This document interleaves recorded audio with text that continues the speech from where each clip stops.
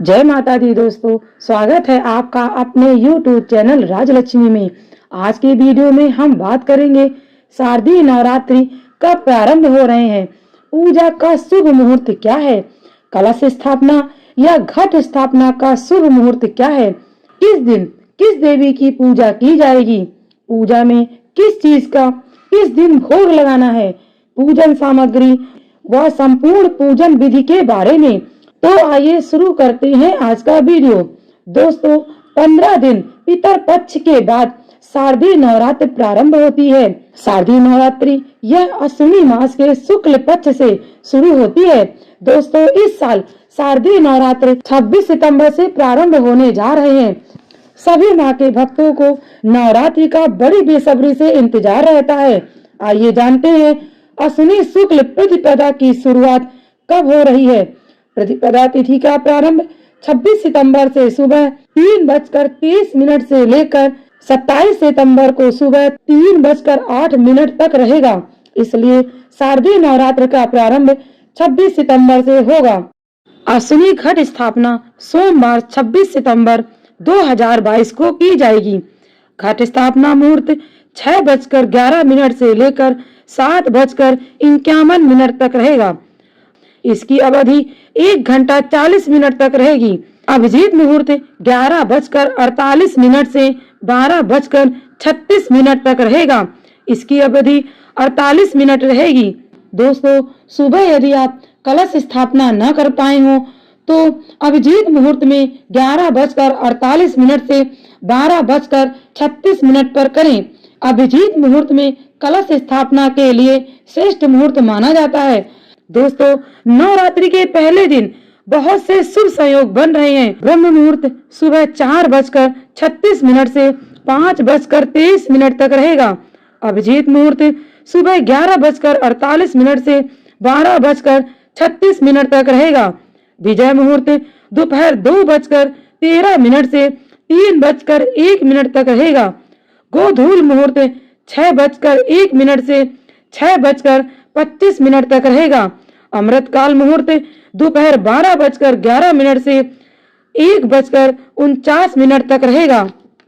नवरात्रि के पहले दिन कलश स्थापना के बाद माँ दुर्गा के प्रथम स्वरूप शैलपुत्री की पूजा की जाती है। इस दिन अधिकतर लोग नवरात्रि का पहला व्रत रखते हैं। जो लोग 9 दिनों तक नवरात्रि का व्रत नहीं रह सकते वे पहले दिन और दुर्गा अष्टमी का व्रत करते हैं। आइए अब जानते हैं किस दिन किस देवी की पूजा की जाएगी। नवरात्रि के हर रोज देवी के विभिन्न रूपों का पूजन और उपाय करके माता को प्रसन्न किया जाता है। नवरात्रि के पहले दिन से लेकर अंतिम दिन तक माँ को उनका मनपसंद भोग लगाकर जरूरतमंदों में बांट देने से माँ का आशीर्वाद बना रहता है। नवरात्रि के प्रथम दिन यानी 26 सितंबर को प्रतिपदा तिथि होगी। इस दिन माँ शैलपुत्री के रूप की पूजा की जाती है। पर्वतराज हिमालय की पुत्री शैलपुत्री की पूजा करने से मूलाधार चक्र जागृत होता है और साधकों की सभी तरह की सिद्धियां स्वतः ही जागृत हो जाती हैं। माँ का वाहन वृषभ है। इन्हें गाय का घी या उससे बने पदार्थों का भोग लगाया जाता है। नवरात्रि के दूसरे दिन 27 सितंबर को द्वितीया तिथि होगी। इस दिन माँ ब्रह्मचारिणी के तपस्वी रूप की पूजा की जाती है। जो साधक माँ के इस रूप की पूजा करते हैं उन्हें तप, त्याग, वैराग्य, संयम और सदाचार की प्राप्ति होती है और अपने जीवन में वे जिस बात का संकल्प कर लेते हैं उन्हें पूरा करके ही रहते हैं। माँ को शक्कर का भोग अत्यंत प्रिय है। नवरात्रि के तृतीय दिन 28 सितंबर को तृतीया तिथि होगी। इस दिन माँ चंद्रघंटा की पूजा की जाती है। माँ के इस रूप में मस्तक पर घंटे के आकार का आधा चंद्र बना होने के कारण इनका नाम चंद्रघंटा पड़ा तथा तीसरे नवरात्र में माँ के इसी रूप की पूजा की जाती है तथा माँ की कृपा से साधक को संसार के सभी कष्टों से छुटकारा मिल जाता है। शेर पर सवारी करने वाली माता को दूध का भोग अत्यंत प्रिय है। नवरात्रि के चौथे दिन अर्थात 29 सितंबर को चतुर्थी तिथि होगी। माँ कुष्मांडा देवी की इस दिन पूजा की जाती है। माँ कुष्मांडा अपने उदर से ब्रह्मांड को उत्पन्न करने वाली माँ कुष्मांडा की पूजा चौथे नवरात्र में करने का विधान है। इनकी आराधना करने वाले भक्तों के सभी प्रकार के रोग और कष्ट मिट जाते हैं तथा साधकों को माँ की भक्ति के साथ आयु, यश और बल की प्राप्ति सहज ही प्राप्त हो जाती है। माँ को मालपुआ का भोग अत्यंत प्रिय है। नवरात्रि का 5वां दिन 30 सितंबर को पंचमी तिथि होगी। इस दिन स्कंद माता की पूजा की जाएगी। पंचम नवरात्रि में आदि शक्ति माँ दुर्गा की स्कंद माता के रूप में पूजा होती है। कुमार कार्तिकेय की माता होने के कारण इनका नाम स्कंद माता पड़ा। इनकी पूजा करने वाले साधक संसार के सभी सुखों को भोगते हुए अंत में मोक्ष प्राप्त करते हैं। इन्हें पद्मासना देवी भी कहते हैं। इन्हें केले का भोग अत्यंत प्रिय है। नवरात्रि का 6वां दिन, इस दिन षष्ठी तिथि होगी। 1 अक्टूबर को माँ कात्यायनी देवी की पूजा होगी। महर्षि कात्यायन की तपस्या से प्रसन्न होकर आदि शक्ति माँ दुर्गा ने उनके घर पर पुत्री के रूप में जन्म लिया और कात्यायनी नाम पड़ा। छठवें नवरात्र में माँ के इस स्वरूप की पूजा की जाती है। माँ की कृपा से साधक को धर्म, अर्थ, काम और मोक्ष आदि 4 फलों की प्राप्ति होती है, जिससे व्यक्ति अलौकिक तेज से अलंकृत होकर हर प्रकार के भय, शोक और संताप से मुक्त होकर खुशहाल जीवन व्यतीत करता है। माँ को शहद का भोग अत्यंत प्रिय है। नवरात्रि का 7वां दिन, 7वीं तिथि 2 अक्टूबर को मनाई जाएगी। इस दिन कालरात्रि देवी की पूजा की जाएगी। माँ कालरात्रि सभी राक्षसों के लिए काल रूप बनकर आई। माँ दुर्गा के इस रूप की पूजा करने से और माँ का स्मरण मात्र करने से सभी प्रकार के भूत, पिशाच एवं भय समाप्त हो जाते हैं। माँ की कृपा से भानु चक्र जागृत होता है। माँ को गुड़ का भोग व इससे बनी चीजें अत्यंत प्रिय है। नवरात्रि का 8वां दिन, इस दिन अष्टमी तिथि होगी।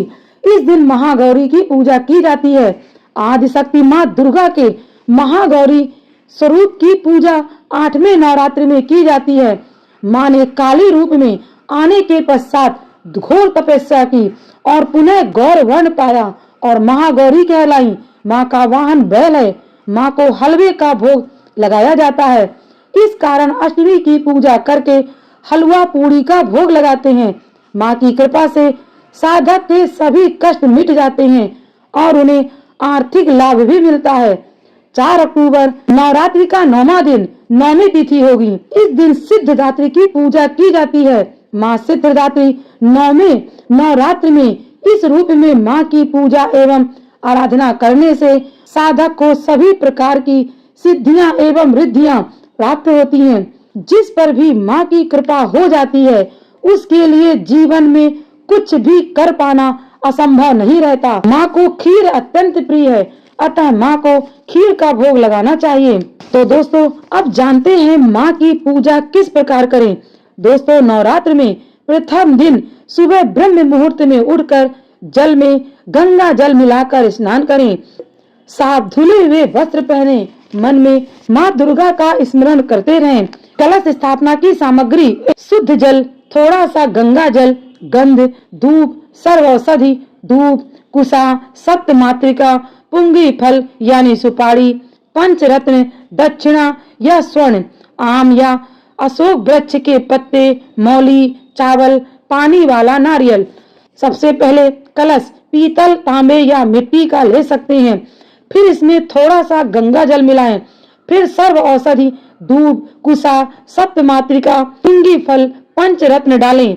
यदि ये ना हो तो आप 5 सिक्के डाल सकते हैं। दक्षिणा में स्वर्ण का अभाव में आप 1 सिक्का डालें। फिर कलश मुख पर आम या अशोक के पत्ते इस प्रकार रखें कि आधे बाहर व आधे कलश में रहें। इसके बाद कलश पर एक पात्र में चावल भर कर रखें। नारियल पर मौली से बांधकर या चुनरी उड़ाकर पानी वाला नारियल रखें। फिर वरुण देवता का आवाहन कर कलश का पूजन करें। कलश पर स्वास्तिक का चिन्ह बनाएं व पुष्प अर्पित करें। कलश को पूजन में बाईं तरफ विराजमान करें। कलश के नीचे कई लोग चारों ओर जौ उगाते हैं। इसके लिए थोड़ी मिट्टी लेकर उसमें जौ बोकर फिर बीच में कलश रखें, रोज जल डालें। 3 दिन बाद कलश के चारों ओर जौ निकलने लगते हैं। कई लोग कुल्हड़ में या मिट्टी के पात्र में जौ बोते हैं। प्रतिदिन पूजा के बाद जौ में जल डालें। 3 दिन बाद इसमें अंकुर फूटने लगते हैं। इस अंकुरित जौ को अति शुभ माना जाता है। 9 दिन बाद ये जौ पूर्ण अंकुरित हो जाते हैं। इन जौ में से कुछ जौ आप मौली में बांधकर 9वीं के बाद अपने घर की तिजोरी या व्यावसायिक प्रतिष्ठान में रख दें। ऐसा करने से सौभाग्य व धन धान्य का मार्ग प्रशस्त होता है। अब आइए माँ दुर्गा की स्थापना करते हैं। एक पाटे पर लाल कपड़ा बिछाकर माँ की तस्वीर या मूर्ति स्थापित करें। शुद्ध जल से अभिषेक के बाद चंदन, रोली, अक्षत, धूप, दीप नैवेद्य से माँ की पूजा अर्चना करें। दोस्तों, नवरात्रि के 9 दिन तक अखंड ज्योत प्रज्वलित किया जाता है। इस दौरान घर को कभी अकेला ना छोड़ें। नवरात्रि में माँ को प्रसन्न करने के लिए श्रद्धालु हर संभव प्रयास करते हैं, क्योंकि ये 9 दिन माँ को अत्यंत प्रिय हैं। दोस्तों, यदि आप अखंड ज्योति रखें तो ध्यान रखिए कि अखंड ज्योति खंडित ना हो। यह दिया तेल या घी की कमी के कारण बुझना नहीं चाहिए। अखंड ज्योत की देखरेख के लिए किसी न किसी को घर में अवश्य रहना चाहिए। ईशान कोण अर्थात उत्तर पूर्व को देवताओं की दिशा माना जाता है। इसी दिशा में माँ की प्रतिमा और अखंड ज्योति प्रज्वलित करना शुभ होता है। माता की अखंड ज्योति आग्नेय कोण यानी पूर्व दक्षिण में रखना चाहिए और पूजा के समय आपका मुंह पूर्व या उत्तर दिशा में होना चाहिए। अगर आप लोगों को वीडियो पसंद आया हो तो वीडियो को लाइक करें, कमेंट करें और आगामी व्रत और त्योहारों की पूजा विधि तथा कथा के लिए राजलक्ष्मी चैनल को सब्सक्राइब करना ना भूलें और बेल आइकन में ऑल का ऑप्शन सेलेक्ट करें ताकि आपको आगे आने वाले सारे नोटिफिकेशंस मिल सकें। तो मिलते हैं अगले वीडियो पर, तब तक के लिए नमस्कार।